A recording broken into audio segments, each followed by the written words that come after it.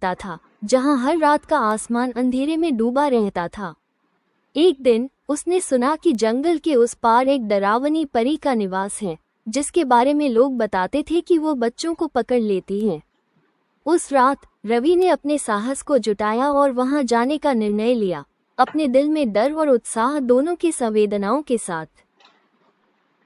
जंगल में कदम रखते ही रवि ने महसूस किया कि हवा में एक ताजगी है, लेकिन वह कुछ अजीब भी था।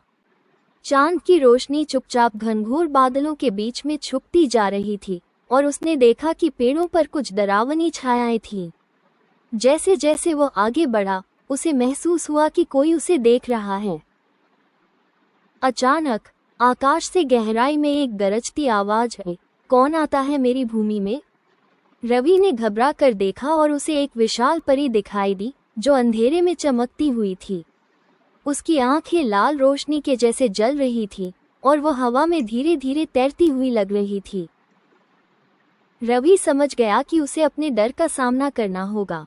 उसने अपनी आवाज को मजबूत करके कहा, मैं केवल यहाँ साहस दिखाने आया हूँ।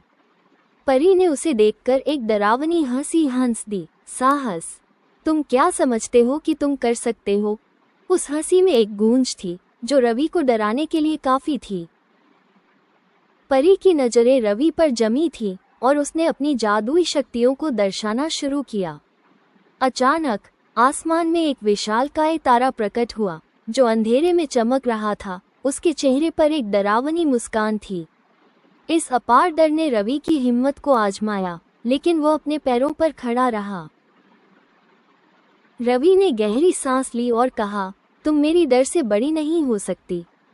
उसकी आवाज में साहस का जादू आया। उस एक पल में परी का चेहरा ठंडा पड़ गया और उसने अपनी शक्ति को खोना शुरू कर दिया। रवि ने उस दृश्य को देखा और समझ गया कि असली शक्ति वो थी जो उसके भीतर थी। अंततः रवि ने परी को उसकी शक्ति से बेदखल कर दिया और जंगल की छाया तिरोहित हो गई। वो जानता था कि उसने न केवल अपने डर को हराया, बल्कि अपने स्वयं के साहस को भी पहचाना।